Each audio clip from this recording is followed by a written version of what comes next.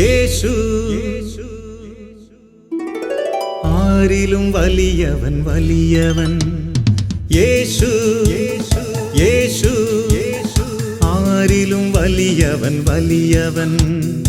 ആരിലും വലിയവൻ വലിയവൻ. സൗഖ്യദായകൻ പാപമോചകൻ. സൗഖ്യദായകൻ പാപമോചകൻ. യേശുവേകരക്ഷകൻ. യേശുവേകരക്ഷകൻ. കരുണാമയൻ സ്നേഹഗായകൻ. കരുണാമയൻ സ്നേഹഗായകൻ. യേശു യേശു ആരിലും വലിയവൻ വലിയവൻ. ആരിലും വലിയവൻ വലിയവൻ.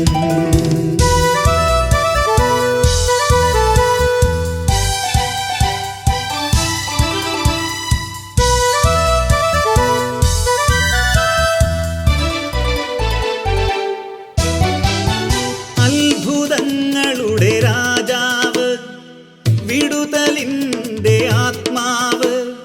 അത്ഭുതങ്ങളുടെ രാജാവ്, വിടുതലിൻ്റെ ആത്മാവ്. ദുഃഖവും ഭയവും നിരാശയും എല്ലാം വിട്ടുപോകും. ദുഃഖവും ഭയവും നിരാശയും എല്ലാം വിട്ടുപോകും. യേശു യേശു ആരിലും വലിയവൻ വലിയവൻ. യേശു യേശു ആരിലും വലിയവൻ വലിയവൻ.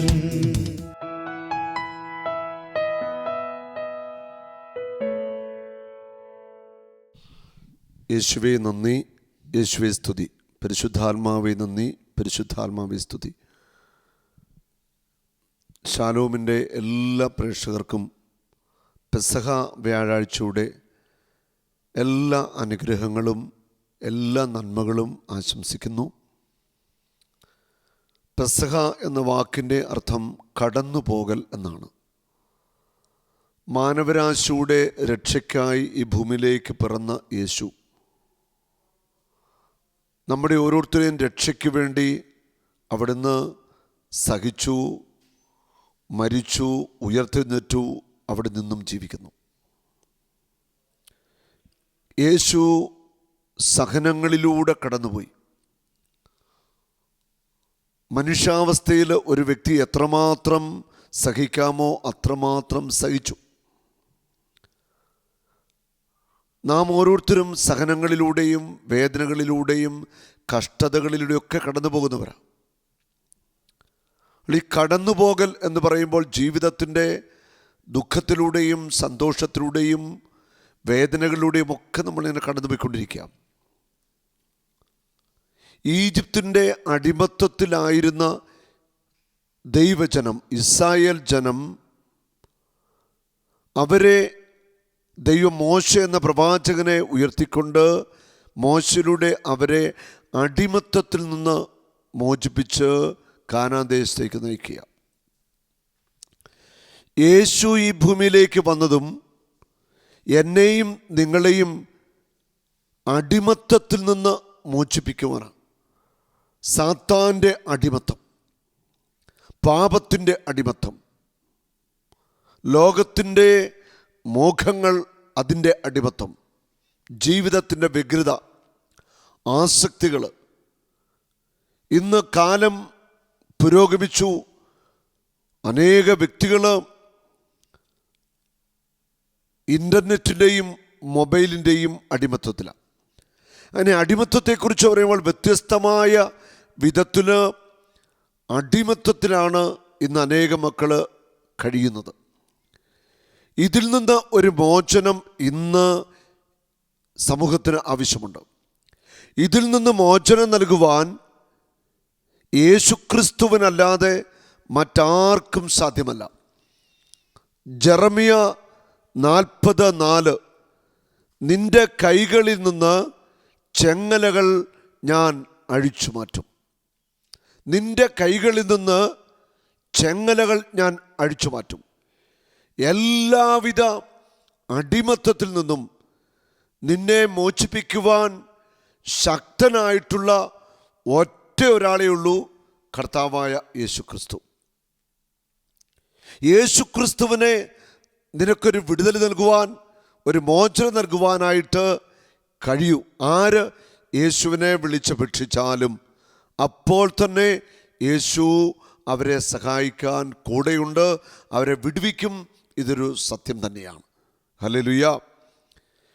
ഇന്ന് പെസഹ വ്യാഴാഴ്ച നമ്മൾ ആചരിക്കുമ്പോൾ നമ്മൾ പ്രധാനമായിട്ട് വിശുദ്ധ ബൈബിളിൽ കാണുന്ന ഒരു കാര്യമുണ്ട്. യേശു തൻ്റെ ശിഷ്യന്മാരുടെ കാൽപാദങ്ങൾ കഴുകുക. മനുഷ്യനായി പിറന്ന ദൈവം മനുഷ്യൻ്റെ കാൽപാദങ്ങൾ കഴുകുന്ന മനോഹരമായ കാഴ്ചയാണ് നമ്മളവിടെ കാണുന്നത്. മനുഷ്യനായി പിറന്ന ദൈവം മനുഷ്യൻ്റെ കാൽപാദങ്ങൾ കഴുകി ആ കാൽപാദങ്ങൾ തുടയ്ക്കുന്നു. അപ്പം എത്രമാത്രം ദൈവപുത്രൻ താഴേക്ക് ഇറങ്ങി വരുന്നു, എത്രമാത്രം എളിമയുള്ള വ്യക്തിയായിട്ട് മാറുന്നു. അപ്പം എളിമയുടെ വലിയ മാതൃകയായിട്ട് ഈ സംഭവത്തിൽ യേശുവിനെ നമ്മൾ കാണുകയാണ്. ഹൃദയത്തിൽ എളിമയുള്ളവരെയാണ് ദൈവം ഉയർത്തുവാനായിട്ട് പോകുന്നത്. ആരെയെങ്കിലുമൊക്കെ ദൈവം ഉയർത്തിയിട്ടുണ്ടെങ്കിൽ അത് എളിമയുള്ളവരെയും താഴ്മയുള്ളവരെയും വിശ്വസ്തതയുള്ളവരെയും. യേശു തൻ്റെ ശിഷ്യന്മാരുടെ കാൽപാദങ്ങൾ കഴുകുമ്പോൾ പത്രോസ് അപ്പോസ്തലൻ യേശുവിനോട് പറയുന്നുണ്ട്, യേശുവിനെ തടഞ്ഞുകൊണ്ട് പറയുക, അങ്ങൻ്റെ കാൽപാദം കഴുകണ്ട. യേശു പറയുന്നു, ഞാൻ നിന്നെ കഴുകുന്നില്ലെങ്കിൽ നിനക്ക് എന്നോടൊപ്പം പങ്കില്ല. യേശു എന്നെയും നിങ്ങളെയും കഴുകണം. യേശു നമ്മളെ കഴുകുക എന്ന് പറഞ്ഞാൽ അതുകൊണ്ട് എന്താ അർത്ഥമാക്കുന്നത്? അവൻ്റെ സഹനത്തിൽ, അവൻ്റെ നൊമ്പരങ്ങളിൽ, അവൻ കടന്നുപോയ വഴികളിൽ നമ്മൾ പങ്കുചേരുക. അതാണ് ശരിയായ ഒരു കഴുകൽ എന്നുകൊണ്ട് അർത്ഥമാക്കുന്നത്. പത്രോസിനെ യേശു കഴുകിയെങ്കിൽ പത്രോസ് യേശു സഹിച്ചതുപോലെ തന്നെയുള്ള ഒരു സഹനത്തിലൂടെ പിന്നീട് കടന്നു പോകുക. ഓരോ ശിഷ്യന്മാരും ഇതുപോലെ സഹനങ്ങളിലൂടെ കടന്നുപോയി. അയാൾ ക്രിസ്തു ശിഷ്യൻ സഹനങ്ങളിലൂടെ കടന്നു പോകും. അയാൾ സഹനങ്ങളിലൂടെയുള്ള കടന്നുപോകൽ തന്നെയാണ് യഥാർത്ഥത്തിൽ ഒരു കഴുകൽ എന്ന് പറയുന്നത്. ക്രിസ്തു നടന്ന അതേ വഴിയിലൂടെ നടക്കുക എന്ന് പറഞ്ഞാൽ സഹനങ്ങളിലൂടെയും വേദനകളിലൂടെയും വലിയ തകർച്ചകളിലൂടെയും ഒക്കെ കടന്നു പോകേണ്ടി വരും.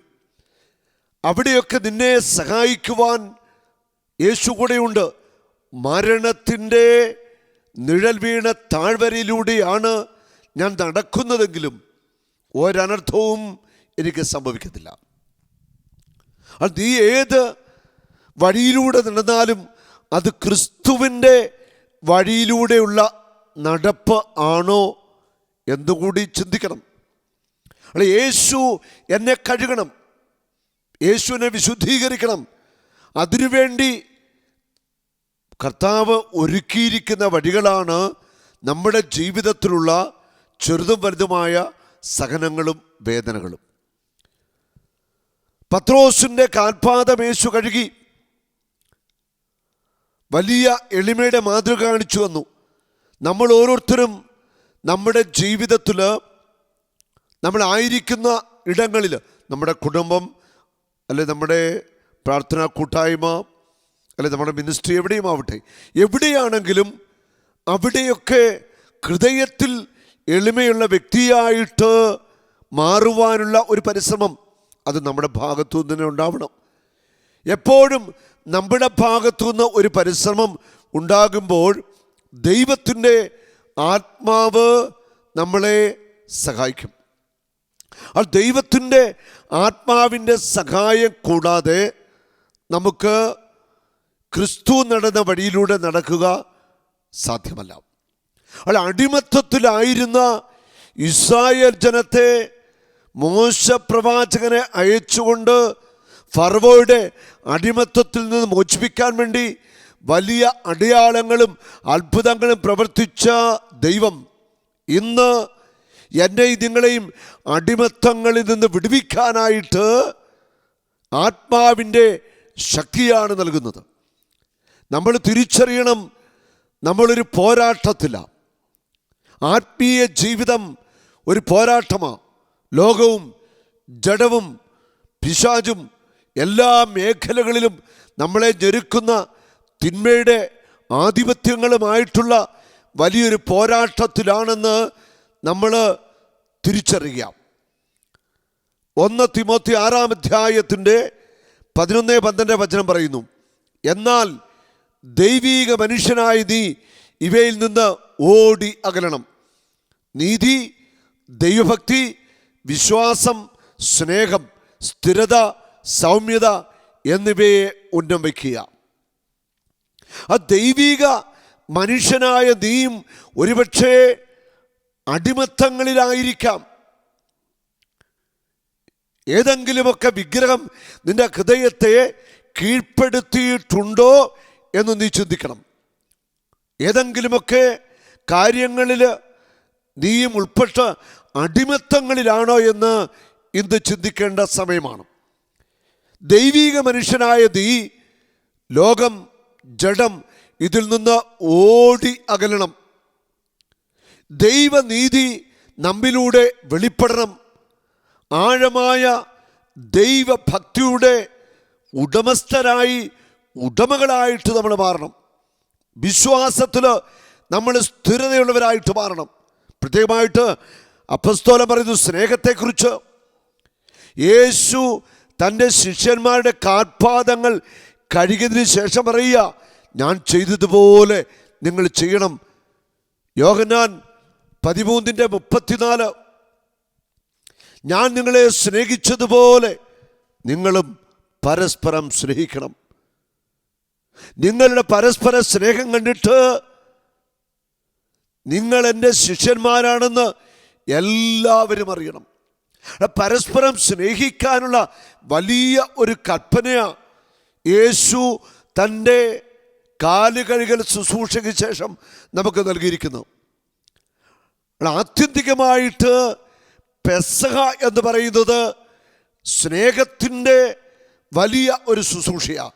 സ്നേഹം തന്നെയായ ദൈവം തൻ്റെ സഹനങ്ങളിലേക്ക് കടന്നു പോകാനായിട്ട് പോകുക.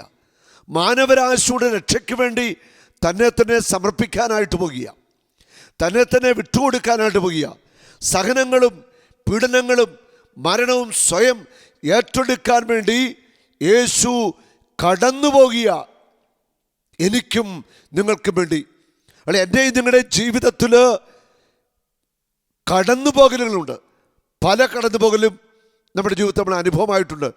നമ്മുടെ വ്യക്തിപരമായ സഹനങ്ങൾ, അല്ലെ പ്രിയപ്പെട്ടവരുടെ വേർപാട്, അല്ലെ വലിയ തകർച്ചകളിലുള്ള കടന്നുപോകൽ ഒക്കെ നമ്മുടെ ജീവിതത്തിൽ ഉണ്ടായിട്ടുണ്ട്.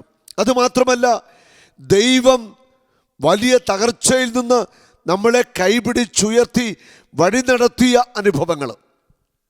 സങ്കീർത്തകൻ പറയുന്നുണ്ട്, നിന്റെ കാൽ വഴുതാൻ അവിടുന്ന് സമ്മതിക്കത്തില്ല, നിന്റെ കാക്കുന്നവൻ ഉറക്കം തൂങ്ങത്തില്ല. നിന്റെ കാൽ വഴുതുവാൻ അവിടുന്ന് സമ്മതിക്കത്തില്ല. നീ വീണു പോകുവാൻ കർത്താവ് സമ്മതിക്കത്തില്ല. കാൽ വഴുതുവാൻ കർത്താവ് സമ്മതിക്കത്തില്ല. ദൈവപുത്രൻ കാലുകളാണ് കഴുകിയത്. ഇവിടെ പറയുന്നു നിന്റെ കാൽ വഴുതാൻ കർത്താവ് സമ്മതിക്കത്തില്ല. ഇവിടെയൊക്കെ വലിയ എന്തോ ആഴമായ അർത്ഥങ്ങൾ നമ്മൾ തിരിച്ചറിയേണ്ടിയിരിക്കുന്നു. കാല് തെറ്റുവീഴാൻ സാധ്യതയുണ്ട്, അടി പതറുവാൻ സാധ്യതയുണ്ട്. ഇതൊക്കെ സാധ്യതകളാണ്. ഇവിടെയൊക്കെയാണ് ദൈവം നമ്മളെ പിടിച്ചു നിർത്തുന്നത്. അല്ല, അടിമത്തത്തിൽ നിന്ന് എന്നെയും നിങ്ങളെയും മോചിപ്പിക്കുവാനായിട്ട് കർത്താവ് ആഗ്രഹിക്കുന്നു. 1 തിമോത്തി 6 അധ്യായത്തിൻ്റെ 12 വചനം, വിശ്വാസത്തിൻ്റെ നല്ല പോരാട്ടം നടത്തുകയും നിത്യജീവനെ മുറുകെ പിടിക്കുകയും ചെയ്യുക. വിശ്വാസത്തിൻ്റെ നല്ല പോരാട്ടം നടത്തുക. നല്ല പോരാട്ടം. നമ്മൾ പോരാട്ടത്തിൽ തന്നെയാ. ലോകവുമായിട്ടുള്ള ഒരു ആഴമായ അടുപ്പമെന്ന് കഴിഞ്ഞാൽ നമ്മൾ ദൈവത്തിൽ നിന്ന് ഒത്തിരിയേറെ അകന്നു പോകും. ജഡത്തിൻ്റെ ആസക്തികൾക്ക് കീഴ്പ്പെട്ടാൽ, അടിമത്തങ്ങൾ, സ്വയംഭോഗം, സ്വർഗഭോഗം, കണ്ണിൻ്റെ ആസക്തി, ഇൻ്റർനെറ്റിൻ്റെ അടിമത്തം, മൊബൈലിൻ്റെ അടിമത്തം, പാപ ആസക്തിയുടെ അടിമത്തം, ഇതെല്ലാം അടിമത്തങ്ങളാണ്. ഒരു പോരാട്ടം ആവശ്യമാണ്. ആത്മാവിൽ നിറഞ്ഞുകൊണ്ടുള്ള ഒരു പോരാട്ടത്തിലൂടെ മാത്രമേ അടിമത്തങ്ങളെ ചവിട്ടുമെതിച്ചുകൊണ്ട്, സാത്താനെ ചവിട്ടുമെതിച്ചുകൊണ്ട് എനിക്കും നിങ്ങൾക്കും മുൻപോട്ട് പോകുവാനായിട്ട് സാധിക്കത്തുള്ളൂ. ആത്മീയ ജീവിതം ഒരു പോരാട്ടത്തിൻ്റെ ജീവിതമാണ്. ആത്മീയ ജീവിതം ഒരു കടന്നുപോകലിൻ്റെ ജീവിതമാണ്. ആത്മീയ ജീവിതം സഹനത്തിൻ്റെ, നൊമ്പരത്തിൻ്റെ, വേദനകളുടെ വഴിയിലൂടെ കടന്നു പോകുന്ന ഒരു ജീവിതം തന്നെയാണ്. ക്രിസ്തുവിനോടുകൂടിയാണോ നമ്മൾ ഇടുങ്ങിയ വഴിയിലൂടെ കുരിശും വഹിച്ചുകൊണ്ട് കടന്നുപോയേ മതിയാവത്തുള്ളൂ. കടന്നുപോകൽ അവസാനം ഞാനും നിങ്ങളും ഈ ഭൂമിയിൽ നിന്ന് മരണത്തിലൂടെ നിത്യജീവനിലേക്കുള്ള കടന്നുപോകൽ. കടന്നുപോകലുകൾ, ഒത്തിരിയേറെ കടന്നുപോകലുകൾ. ബാല്യത്തിൽ നിന്ന് കൗമാരത്തിലേക്ക് കടന്നു പോകുന്നു. കൗമാരത്തിൽ നിന്ന് യുവത്വത്തിലേക്ക്, യുവത്വത്തിൽ നിന്ന് മധ്യപ്രായം, മധ്യപ്രായത്തിൽ നിന്ന് പിന്നീട് നമ്മൾ എങ്ങനെയാണ് കടന്നു പോകുന്നത്? വൃദ്ധരായിട്ട് മാറുന്നു.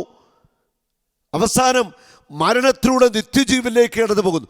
ഈ കടന്നുപോകൽ എന്ന വാക്കിന് തന്നെ നമ്മുടെ ജീവിതത്തിൽ വലിയ അർത്ഥമുണ്ട്. സമയം കടന്നുപോയി,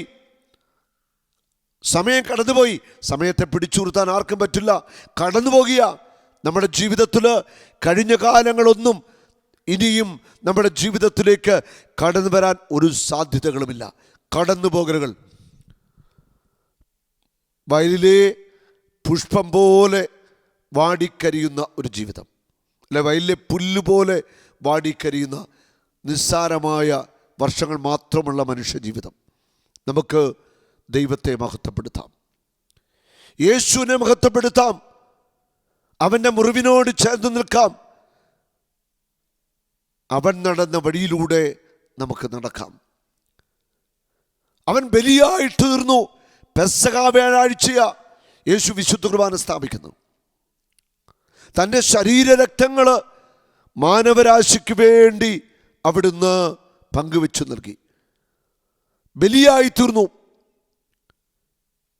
ഓരോ കടന്നുപോകലും ബലി സമർപ്പണത്തിൻ്റെ ഭാഗം തന്നെയാണ്. നമുക്ക് ബലിയായി തീരാം. കർത്താവിൻ്റെ ആ ബലിയോട് ചേർത്ത് നമ്മുടെ ജീവിതത്തെയും നമുക്ക് കൊടുക്കാം. സ്വയം മുറിക്കപ്പെടുവാൻ, സ്വയം തകർക്കപ്പെടുവാൻ നമ്മളെ തന്നെ നമുക്ക് വിട്ടുകൊടുക്കുന്ന ഒരു ആത്മീയ ജീവിതം നമുക്ക് സ്വന്തമാക്കാം. യേശുവിനെ അനുഗമിക്കാൻ ആഗ്രഹിക്കുന്നുവെങ്കിൽ അവൻ്റെ മുഖത്തേക്ക് നോക്കി അവൻ നടന്ന വഴികളെ ധ്യാനിച്ചുകൊണ്ട്, അത് കുരിശിൻ്റെ വഴിയാണ്, അവൻ്റെ മുറിവുകളെ ധ്യാനിച്ചുകൊണ്ട് നമുക്ക് മുൻപോട്ട് പോകാം.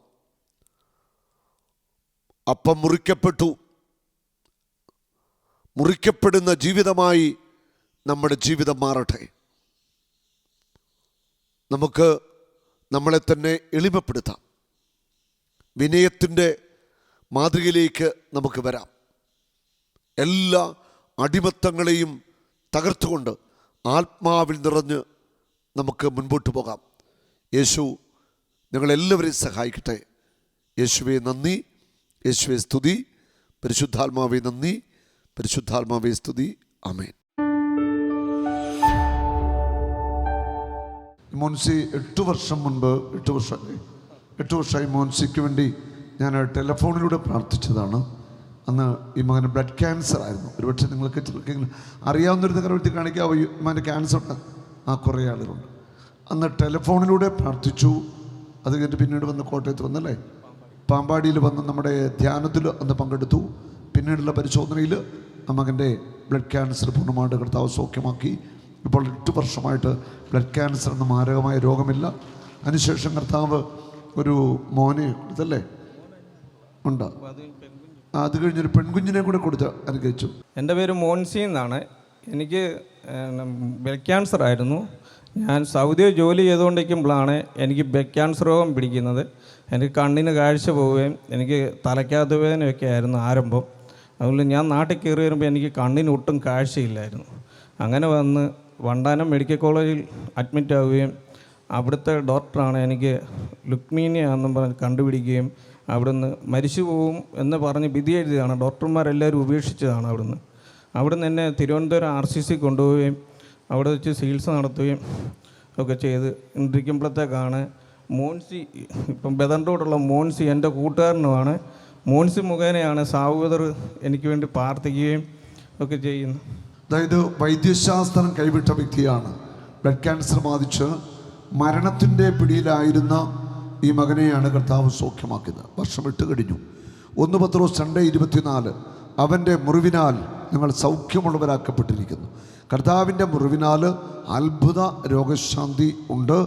അതിന് വലിയ ഒരു അടയാളമാണ് നിങ്ങളുടെ ഈ ദേശക്കാരനായ ഈ മകൻ തന്നെ ക്യാൻസർ രോഗത്തിൽ നിന്ന് സൗഖ്യം പ്രാപിച്ചത്. അവിടുന്ന് ഞാൻ കീമോതെറാപ്പി എല്ലാം കഴിഞ്ഞ് വീട്ടിൽ വന്നിരുന്ന് എനിക്ക് ബദറിൻ്റെ ധ്യാനം കൂടണമായിരുന്നു. ഞാൻ എപ്പം പോകാൻ ഒരുങ്ങിയാലും എനിക്ക് പോകാൻ പറ്റത്തില്ല. അന്നേരം എൻ്റെ പൊട്ടുകയോ അല്ലെങ്കിൽ എന്തെങ്കിലും ഇൻഫെക്ഷൻ വന്ന് എനിക്ക് പോകാൻ പറ്റത്തില്ലായിരുന്നു. അങ്ങനെ ബദറിൻ്റെ ധ്യാനം കൂടാനായിട്ടെല്ലാം ബുക്ക് ചെയ്ത് ചമ്പക്കുളത്തുള്ള ജോമോളിയച്ച് മുഖേന ധ്യാനം കൂടാനായിട്ടെല്ലാം ബുക്ക് ചെയ്ത് പോകേണ്ടതിൻ്റെ തലേദിവസമായപ്പോഴത്തേക്ക് എനിക്ക് ഭയങ്കര പനിയും എനിക്ക് വായു എല്ലാം പൊട്ടുകയും എല്ലാം ചെയ്ത് പോകാനും പറ്റിയില്ല. അങ്ങനെ പോകാൻ പറ്റാതെ ഇങ്ങനെ ഇരിക്കുമ്പോഴത്തേക്ക് ഞങ്ങൾ പോയി ചാനാശ്ശേരി പോയി ബ്ലഡ് കൗണ്ടെല്ലാം ചെക്ക് ചെയ്തപ്പോൾ കൗണ്ടെല്ലാം നോർമലായി പെട്ടെന്ന്. പിന്നെ അന്ന് രാത്രി തന്നെ ഞങ്ങൾ പോകുമായിരുന്നു. അവിടെ ചെന്നിട്ട് എനിക്ക് ധ്യാനം കൂട്ടണമെന്നുള്ളൊരു ആഗ്രഹമില്ലായിരുന്നു. എനിക്ക് റൂം കിട്ടിയില്ല. ഞാനപ്പോൾ എല്ലാവരും കിടക്കുന്ന ഇവിടുത്തെ വലിയൊരു ഹാളായിരുന്നു, അവിടെ കിടക്കുക. അപ്പോൾ അതെനിക്കൊരു മടിയായിട്ട് തിരിച്ച് പോരണം എന്നുള്ളൊരു വിചാരത്തിലൊക്കെ ഇരുന്നിരുന്ന് ബദറിനെ കണ്ട് ബദർ പറഞ്ഞില്ല മോൻ കുഴപ്പമൊന്നും വരത്തില്ല എന്നും പറഞ്ഞ് ഞാൻ അങ്ങനെ ധ്യാനമൊക്കെ കൂടി. 3-ാമത്തെ ദിവസം ആയപ്പോഴത്തേക്ക് സാവൂദർ വിളിച്ചു പറഞ്ഞു, ഒരു ബ്ലഡ് ക്യാൻസർ രോഗിയെ കർത്താവ് തൊട്ട് സുഖപ്പെടുത്തുന്നുണ്ട്, നിങ്ങളെല്ലാവരും സ്തുതിക്കാൻ പറഞ്ഞ്. അങ്ങനെ സ്തുതിച്ചുകൊണ്ടിരിച്ച് എൻ്റെ ശരീരത്ത് ഒരു വലിയൊരു തീ വന്ന് വീഴുന്ന പോലെയാണ് എനിക്ക് തോന്നുന്നത്. ഭയങ്കര ചൂടും ഒരു വല്ലാത്തൊരു അനുഭവം എൻ്റെ ശരീരത്തെ. അത് കഴിഞ്ഞാൽ ധ്യാനമെല്ലാം കൂടി ഞങ്ങൾ വീട്ടിൽ വന്ന് പിറ്റേ മാസം ചെക്കപ്പിന് വന്നപ്പോഴത്തേക്ക് ഈ ഒരു അസുഖം വന്നതായിട്ടേ ഇല്ല എൻ്റെ റിപ്പോർട്ടിൽ. കൈയടിച്ചു നന്ദി പറയട്ടെ. ഹല്ലേലൂയ. കർത്താവിൻ്റെ മഹത്വത്തിൻ്റെ ശക്തി ഇറങ്ങി ക്യാൻസർ രോഗത്തെ കർത്താവ് പൂർണ്ണമായിട്ട് സൗഖ്യമാക്കി. യെശയ്യാ 33:24 തൻ്റെ നിവാസികളിൽ ആരും താൻ രോഗി ആണെന്ന് പറയത്തില്ല. രോഗികൾ സൗഖ്യം പ്രാപിക്കും. ക്യാൻസർ സൗഖ്യമാകും. ട്യൂമറുകൾ വറ്റിപ്പോകും. അന്ധന്മാർ കാണും, ചെകിടന്മാർ കേൾക്കും, തളർവാദ രോഗികൾ എണീറ്റ് നടക്കും, നട്ടെല്ല് സൗഖ്യം പ്രാപിക്കും, കാലുകൾ ബലം പ്രാപിക്കും. ഈ ദിവസങ്ങളിൽ വലിയ ദൈവപ്രവൃത്തികൾ നിങ്ങളുടെ കൺമുമ്പിൽ യേശു ചെയ്യാനായിട്ട് പോകുക. അവൻ ഇന്നും ജീവിക്കുന്ന കർത്താവ്. അവന് മാറ്റമൊന്നും സംഭവിച്ചിട്ടില്ല.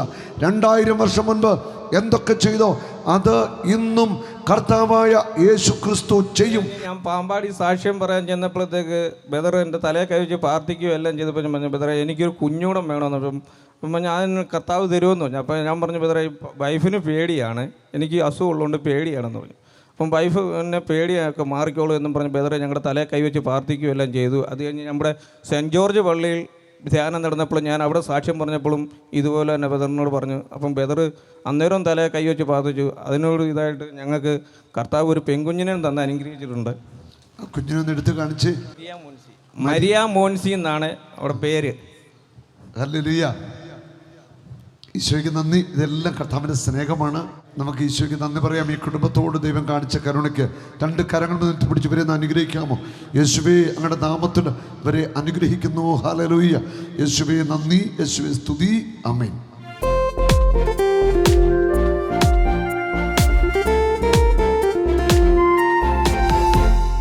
യേശുവേ യേശുവേ നീ മാത്രം ഉന്നതൻ. യേശുവേ യേശുവേ നീ മാത്രം രക്ഷകൻ. സൗഖ്യമായി കൃപയായി നിറഞ്ഞിടണേ. അനുഗ്രഹത്തിൻ പെരുമഴ ചൊരിയണമേ. സൗഖ്യമായി കൃപയായി നിറഞ്ഞിടണേ. അനുഗ്രഹ പെരുമഴ ചൊരിയണമേ. കത്തട്ടെ കത്തട്ടെ തീ കത്തിപ്പടരട്ടെ. കൃപാഗ്നി അഭിഷേകം കത്തിപ്പടരട്ടെ. കത്തട്ടെ കത്തട്ടെ തീ കത്തിപ്പടരട്ടെ. കൃപാഗ്നി അഭിഷേകം കത്തിപ്പടരട്ടെ.